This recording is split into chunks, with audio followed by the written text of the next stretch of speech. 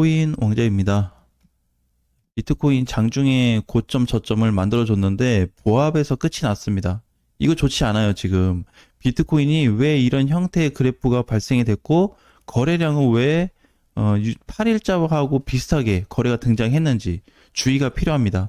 오늘 주의할 거는 비트코인을 포함해서 대형 코인들이 있죠. 그러니까 우측 상단에 보게 되면은 중대형과를 봐야 되는데 에이셔나 뭐 캐디니, 그 다음에 엑스, 그리고 인젝티브, 그 다음에 헤데라, 지금 상대냐만 보게 된다면 뒤에 가서는 뭐 솔라나도 있고 여러 가지 형태의 도치 뭐 많이 있겠죠. 예, 그래서 그런 코인들도 다소 좀 주의가 필요합니다. 왜 그러냐면 첫 번째 이유가 저항에 도달했습니다. 저항 도달. 이 저항 도달을 누가 했냐면 비트하고 플러스 대형 코인들이 저항에 도달했어요. 단순 저항이 아닙니다. 중기성 저항이라 그래서 제가 개인적으로 보고 있는 좀 무게감이 있는 저항 자리예요. 어제 비트코인이 사실 여기를 시도를 했지만 이게 뚫렸으면은 어마어마한 시세가 나왔을 겁니다. 해외 거래소 기준으로 놓고 봐도 비트코인이 장중에 10만 돌파가 됐어요. 또 고점은 10만 5,800달러까지 올라갔다가 지금 다시 떨어지고 있습니다. 그러면 이제 해외 거래소, 국내 거래소 비트코인이 약해지고 있다는 거죠. 결국에 똑같은 저항 구간에 도달했어요. 그런데 비트코인은 그동안 잘 가서 저항 맞고 떨어진다고 이해가 되는데 대형 코인들은 얼마 안 갔는데 왜 저항을 맞고 떨어지냐? 자, 이 부분이에요. 이거는 우리가 이제 지수 관점으로 좀 봐야 되는데 이렇게 돼 있습니다. 기존의 중소형 코인들이 강세를 주고 있을 때 대형 코인들이 여기서 이렇게 올라갔다가 이런 식이 있었어요. 대형 코인들이 밑에 있었습니다. 근데 이번에 조정을 좀 받고 있는 그 사이에 대형 코인들이 치고 올라가게 된 거죠. 이런 상황이 발생이 됐어요. 그래서 지금은 대형 코인들에 대한 어떤 단기 급등도 나왔고 4월 초부터 봤을 때 지금 한 달 동안 우상향 패턴은 지속적으로 나타나고 있습니다. 그거는 뭘 갖다 보셔도 다 똑같을 거예요. 그래서 이거에 따른 단기 저항이 발생이 됐어요. 아직 이더리움이나 중소형 코인들은 저항 도달하려면 많이 남았습니다. 근데 무거운 코인들은 저항이 가까워요. 그게 이제 단점이 되는 거죠. 계속해서. 자, 그런데 이제 여기에 대한 이런 부분이 있고, 두 번째는 시장 전체 조정입니다. 전체 조정. 자, 전체 조정임에도 불구하고 현재 기준만 놓고 보게 되면은 가고 있는 게 지금 시간에서 가고 있는 거는 대형 코인들, 중소형 알트코인들밖에 없어요. 오늘 비트코인 쉬고 이더리움 쉬고 있습니다. 못 가요. 그렇게 봐야 되기 때문에 지금 올라갈 수 있는 거는 중소형 코인들에 대한 관심을 계속 열어놔야 될 것 같습니다. 만약에 전체 조정으로 이어진다 그러면 모든 거 다 빠지는 거 아니냐, 이제 이렇게도 한번 해석을 해볼 수가 있는데 지금 당장은 어려울 것 같고요. 만약에 기준가가 있습니다. 비트코인 기준가가 있는데 국내 시장으로 보게 된다면 여기였어요. 우리 이번에 여기 망가지면 안 된다 그랬죠? 이 구간 현물 시장으로 봤을 때는 1억 4,250 정도가 되고요. 해외 거래소 기준으로 보게 된다 그러면 아직 공간은 좀 여유가 있는데 해외 거래소는 10만이죠. 10만 1,500달러입니다. 비슷비슷해요. 어차피 이쪽 구간이나 이런 캔들에 대한 분위기나 해외에서 이런 분위기나 똑같습니다. 크게 차이 없어요.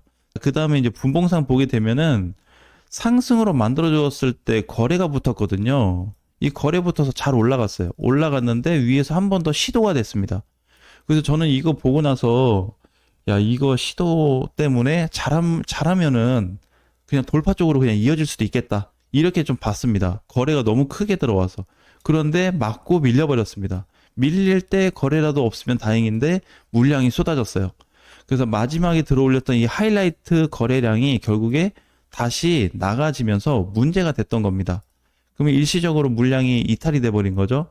물량이 이탈이 되든 안 되든 가장 중요한 거는 여기 가격을 깨면 안 됩니다. 그래서 여기를 만약에 손상을 시켜서 종가로 이렇게 무너져서 끝나게 된다면 대형 코인들 보유하신 분들은 비중 조절이나 현금 확보를 하는 게 좋을 것 같고, 그렇지 않으신 분들은 조금 더 가져가는 것도 괜찮을 것 같아요.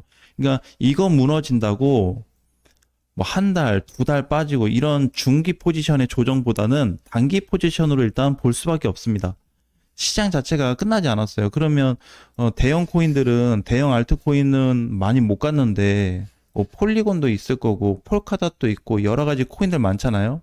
그럼 그런 코인들은 이제 어떻게 바라봐야 될까? 대형 코인들 관점에서는 조정받을 수 있는 공간이 있는데 그렇게 크지는 않습니다. 비트코인은 여기를 손상시키면 안 되기는 해요. 여기 무너지면 좀 타격이 있거든요. 근데 문제는 예를 들어서 뭐 XRP로 본다 그러면 XRP는 이제 4월부터 지금까지 쭉 올라갔잖아요. 조정받아서 온다 그러면 그래봐야 요 정도 될 겁니다. 요 정도면은 버틸만 하거든요. 완전히 무너져서 뭐 밑으로 전락되면은 이제 이게 좀 문제가 되는 거지. 이 정도의 하락이나 조정은 버텨볼 수 있습니다. 그러니까 여기서도 이제 좀 변수가 나타나는 게 수익 중이신 분들은 일단은 조정 단계이기 때문에 좀 일단 치고 빠진다. 조정을 감수해서. 근데 난 요 정도 조정이라면 좀 버티겠다. 또는 세 번째는 이제 뭐가 있냐면 약조정 받은 이후에 다시 추가 돌파도 열어놔야 돼요. 그럼 지금 시장이 완전 끝났다고 볼 수는 없습니다. 그냥 실질적으로 이제 그런 거죠. 단기 저항에 도달했기 때문에 그 단기 저항에 도달한 포인트가 비트하고 대형 코인이 하필 맞물려서 좀 아쉽다라는 거지 당장에 망가질 수 있는 포지션으로 얘기할 수는 없는 거예요.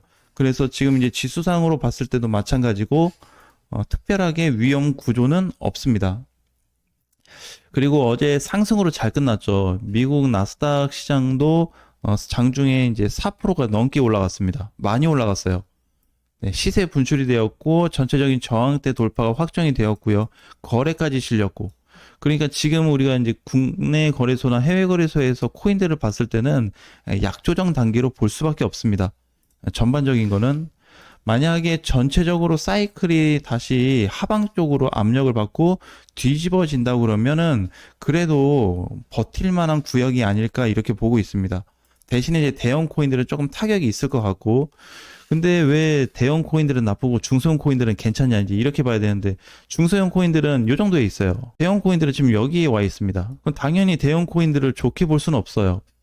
이 부분에 대해서는. 그러니까 여기를 차라리 뚫어놨으면 야 앞으로 대형 코인들 더 가겠다. 이제 이렇게 그냥 자신 있게 얘기하겠는데 그게 아니고 상단에 맞아서 윗꼬리가 달린 상태거든요. 이거 애매해요. 많이 못 갔단 말이에요. 중소형 코인들은. 근데 이번에 중소형 코인들 반등 나쁘지 않았는데 왜 저거밖에 못 갔냐? 기존의 대형 코인들, 즉 메이저 코인들이 너무 잘 가서 그래요. 그 이유가 이제 이런 게 되는 건데 XRP도 보면 얘네가 지금 바닥을 기고 있어요. 바닥을 기고 있다가 반등이 나왔으면 요만큼 있어야 정상입니다. 다른 코인들처럼. 근데 이미 많이 올라갔잖아요. 그러니까 저항값이 빨라요. 많이 올라가줬기 때문에 그거에 따른 저항값이 빠른 것 뿐이고 중소형 코인들은 저항값이 아직 한참 멀리 있는데 못 간 것 뿐입니다. 그 이번에 바닥에서 뭐 50에서 100%가 올라왔음에도 불구하고 많이 못 갔어요. 이제 저거에 대한 차이점이 발생하고 있는 겁니다. 언제 이후로 발생하고 있냐면 코인 시장 만들어진 이후로 거의 최초로 만들어지고 있어요. 뭐 상승 라인이 달라지고 있다는 거죠. 기존에는 비슷한 흐름의 상승이 나왔고 조정 시기도 똑같았습니다. 거의 일치하면서 갔어요. 근데 이게 달라지는 분위기가 언제부터 시작이 되고 있냐면 21년도입니다. 우리는 21년도에 강세장이 나오면서 시장이 다 끝났다 이렇게 봤지만 이때 부여할 수 있는 의미가 너무 크기 때문에 21년도를 지금도 무시할 수 없어요. 21년도에 비해서 지금은 얼마나 잘 버텨주고 있고 잘 가고 있는지 이걸 한번 따져볼 수가 있거든요. 그래서 전반적인 흐름은 아직도 상승 유효로 봐야 되기 때문에 과연 이제 상황에 맞춰서 단기 조정을 버틸 것이냐 아니면은 다른 전략을 좀 취해 볼 것인지 거기에 따라서 내용이 달라질 것 같습니다. 어쨌든 제일 중요한 팩트는 비트코인이 여기를 깨면 안 된다는 거. 이 가격 중에 종가상 붕괴, 장중 붕괴는 나올 수 있습니다. 여러 차례 나올 수 있는데 확실하게 종가 붕괴가 되고 그 다음에 거기에다가 물량까지 거래량까지 실리게 된다고 한다면 그림이 이렇게 되겠죠. 이런 식의 어떤 포지션이 나오게 된다고 한다면 단기적으로 시장이 많이 출렁일 수 있습니다. 그렇다고 해서 뭐 중소형 코인은 안 빠진다 이건 아니에요. 빠지긴 하는데 방어 정도는 대형 코인들보다 훨씬 더 우위에 있을 거다라는 말씀을 드리고 싶습니다.